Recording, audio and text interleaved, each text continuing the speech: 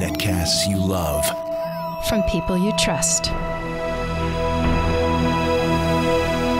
This is Twit. Bandwidth for Android App Arena is provided by CacheFly at CacheFly.com.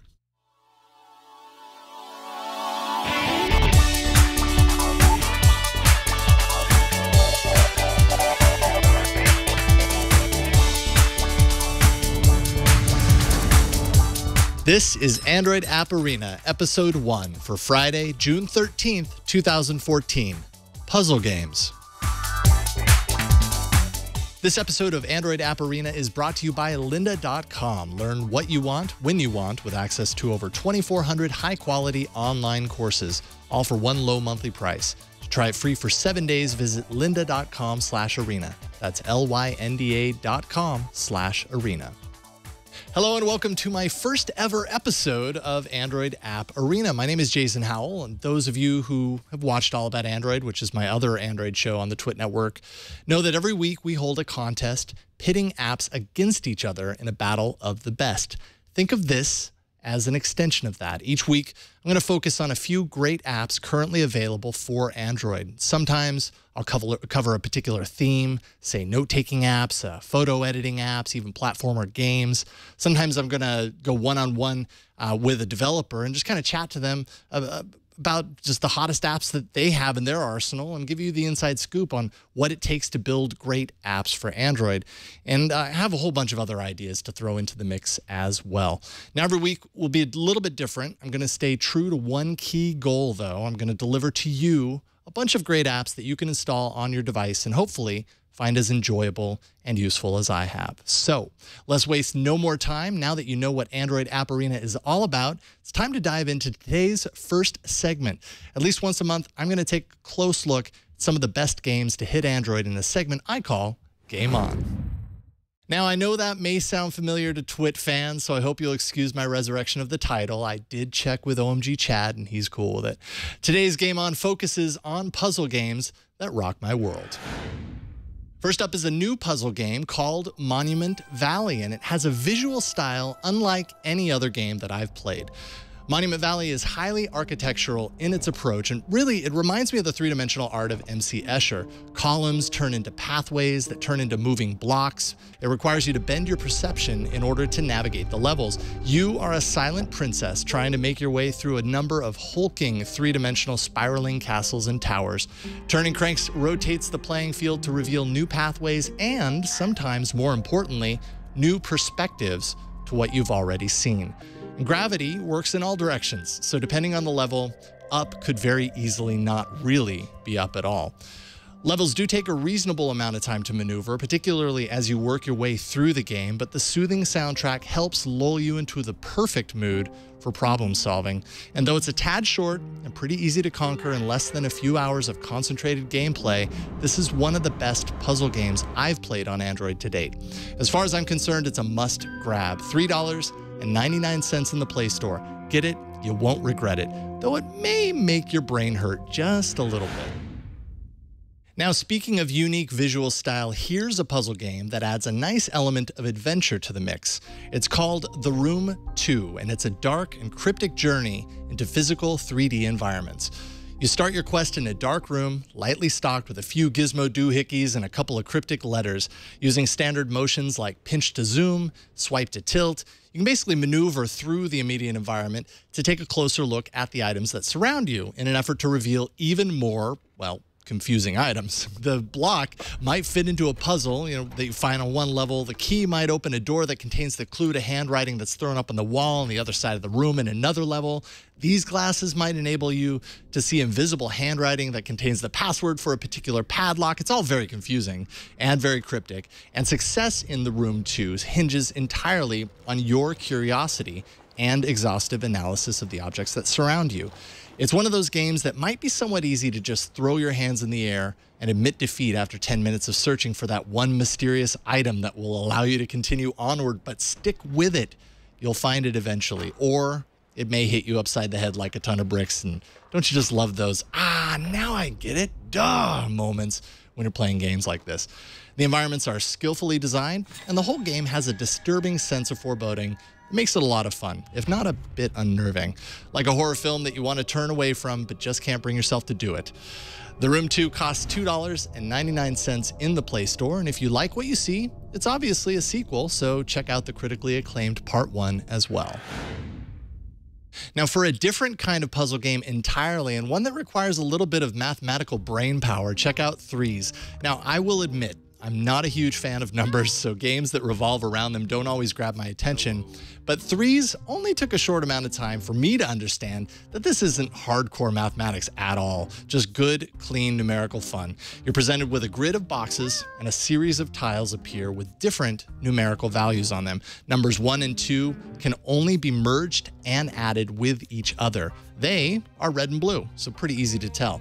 Any number higher than 3 can only be combined with another equal number. You swipe your finger in any direction to move all of the tiles that have an empty box to move into, and hopefully also to combine 2 tiles that contain the same number. Once that happens, the value is added and you end up with a tile of higher value. The goal here is to try and combine as many tiles as possible, equaling the highest numbers on each tile. The higher the number, the more points you get when you inevitably fill all of the boxes and can no longer combine any tiles together. And for me, it happened far too early. Now, even showing my performance on this first episode of Android App Arena is somewhat shameful, but I'm taking the hit for you guys because I'm nice like that. If you like numbers and you like puzzles, this is the game for you. A great time waster when you're on the go. Threes is $1.99 in the Play Store. So there you have it, 3 great and very different puzzle games for your Android device. And if your boss asks you why you're spending all of your time on the clock playing these games, go ahead and tell him that this guy on the internet gave you permission. Everybody understands that excuse. All right, before we move on, let's thank the sponsor of today's episode. This episode of Android App Arena is brought to you by lynda.com. Lynda.com helps you learn and keep up to date with your software, pick up brand new skills, or explore new hobbies with their easy-to-follow video tutorials. Whether you want to build your own Android app in Java, learn how to use the Android API to create engaging mobile apps, or just improve your programming language skills, lynda.com offers thousands of courses on a variety of topics. And you can learn anywhere, anytime with the lynda.com app for Android. With the lynda.com subscription, members receive unlimited access to the entire course library. Lynda.com works directly with software companies to provide timely training, often the same day new versions or releases hit the market, so you're always up to speed. Learn from top experts, and all of the courses are produced at the highest quality, not like the homemade videos you're going to find on YouTube. Whether you have 15 minutes or 15 hours, you can learn at your own pace on your own terms. It's only $25 a month for access to the entire lynda.com course library, or for $37.50 a month, you can subscribe to the premium plan, which also includes exercise files. And you can try lynda.com right now with a free 7-day trial. Visit lynda.com/arena to access the entire library. That's over 2,400 courses free for 7 days. That's lynda.com/arena. Now, shifting gears from the apps to the people who make them. I want to spend some time each month focusing on a few interviews with awesome Android developers to see how and why they do what they do. 7 key questions for developers is what the Dev 7 is all about. So let's bring on this week's guest. All right, today I'm happy to welcome Chris Lacy to the show. Welcome to the show, Chris. Thanks for having me. Absolutely. For those who might not already know, Chris has made some very interesting apps as of late. One of them is called LinkBubble, and it has a lot of folks online saying this is how you tackle mobile web browsing. The app can be set as your default browser so that any links that you click on your device automatically appear in a floating bubble on top of your device's UI, so it can take all the time it needs loading to completion in the background. Sometimes it's a long time while you continue using your device for other things. So let's start there. How do you get ideas for the apps that you make, like LinkBubble? Is it a matter of evaluating a problem that exists, thinking creatively about how that problem could be solved? Where do you kind of tap into for inspiration when creating an app? I think it probably stems from the fact that I work alone, and so because of that, I have to ask myself a lot of questions. Like my brain is always on, so to speak, and I'm always I think I'm pretty good at, if something annoys me, rather than just going, oh, that sucks, I go, oh, that sucks, how could it be better? And I think it starts from there. And, a while ago, I just sort of randomly posed myself the question, what a mobile browser is going to look like in 10 years' time. Chances are they're not going to keep looking like derivatives of their desktop brethren. And I sort of didn't think anything of it, but then one day I was using Twitter and the t.co links, just the fact that it sat there forever and ever and ever, it just drove me nuts. And I just thought, well, hang on, what could be done to improve this? And then, the light bulb went off as far as, well, hang on, why does my entire full screen have to be hijacked while I'm clicking on a link? Why can't I just do this in the background? And and so LinkBubble came from there, basically. That's awesome. That's a great way to get there. I imagine a lot of times solution comes out of frustration, and that's probably the key point there. Now, there are a ton of apps in the Play Store, no denying that. Do you ever concern yourself with the fact that almost every category has so much competition for users, or do you feel like the cream just kind of naturally rises easily to the top? I don't, I wouldn't go about writing a Flappy Bird clone. Although many people have. Many people have. Yeah. And I guess that's their prerogative. But I mean, if I'm not going to write something unless I see there's a purpose for it and it hasn't already been solved. So, I mean, technically LinkBubble is a browser, but there was nothing like LinkBubble in the Play Store. The same could be said for Action Launcher. Action Launcher is a third-party launcher, but it definitely tries to differentiate itself and be unique. And so, in that regard, I think so long as the apps are you doing something different and that will hopefully appeal to people, then I just focus on making the best app that I can.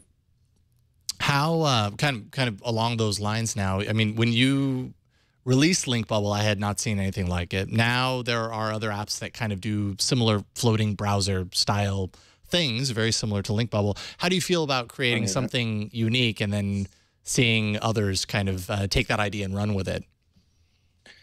I have mixed feelings on it. I mean, in some way, we're all, I wasn't the first to write a browser. Sure. So we're all, standing on the work of others that have come before us. But at the same time, with LinkBubble, it's no exaggeration. I had broken sleep on that for probably 2 months leading up to release. I was, just mentally sweating over every design decision. And, what looks obvious now, once you see it, it wasn't obvious. It all had to be created. And it's,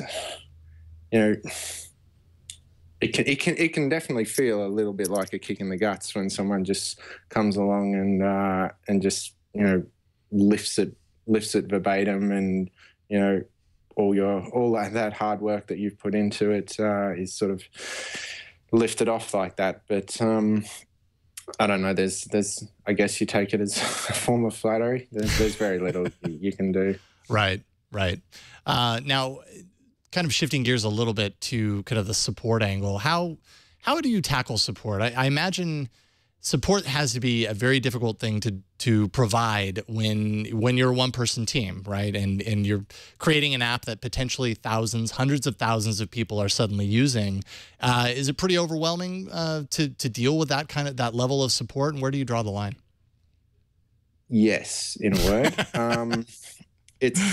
I'd say support is definitely my biggest challenge, in the sense that I'm still figuring out where to draw the line.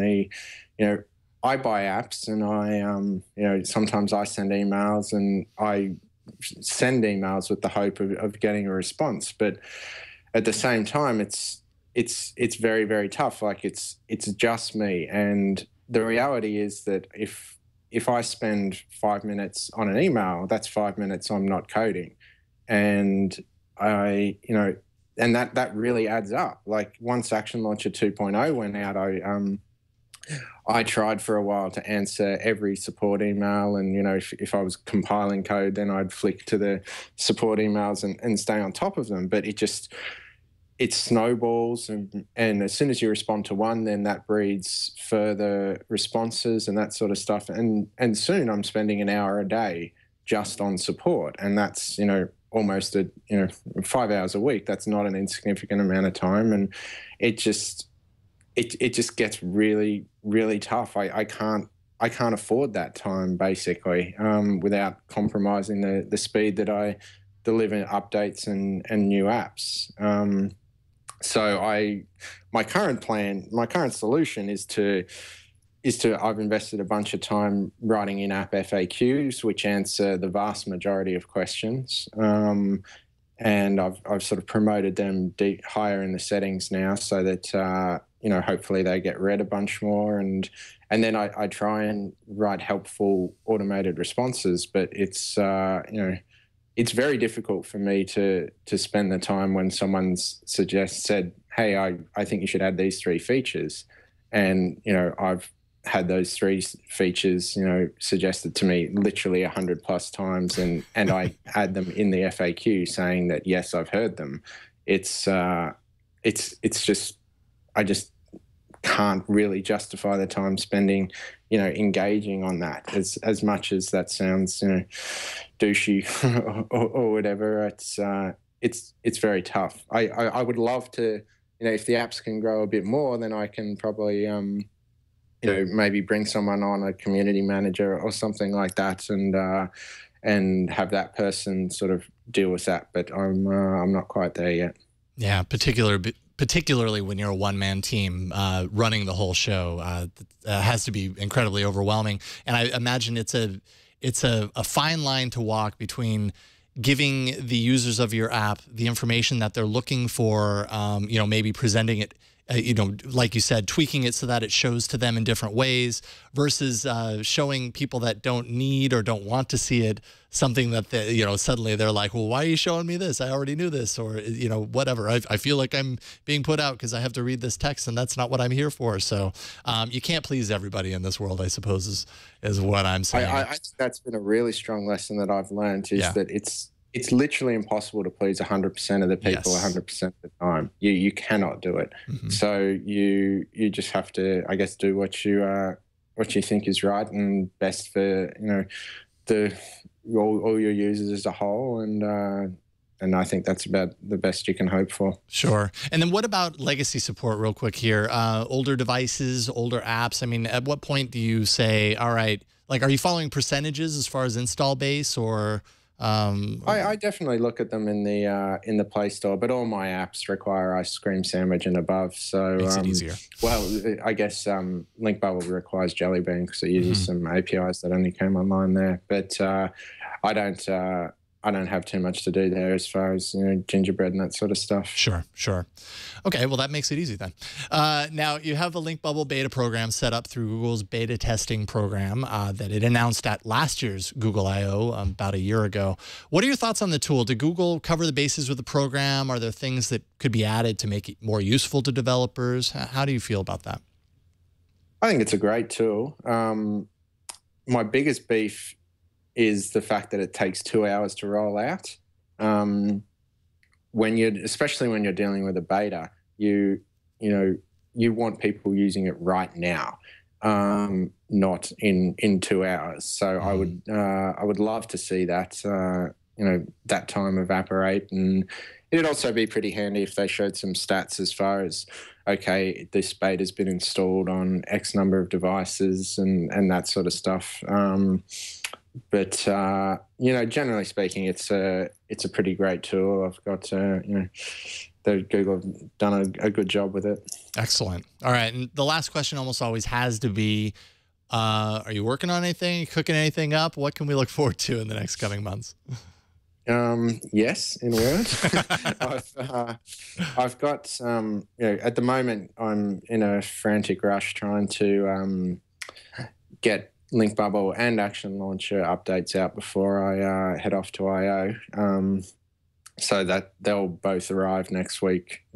Hopefully, don't hold me to it. Right. But And, after that, I've definitely had a few sort of little epiphanies in the last week, actually, which has been quite exciting. So I've got one app that I could release, today if I wanted to, but it's something that I've wanted to think on a little more before putting it out there, and I think I've sort of coming to the end of that thinking time, so that one won't be too long before I pop that out, and it should be accompanied by some other interesting releases.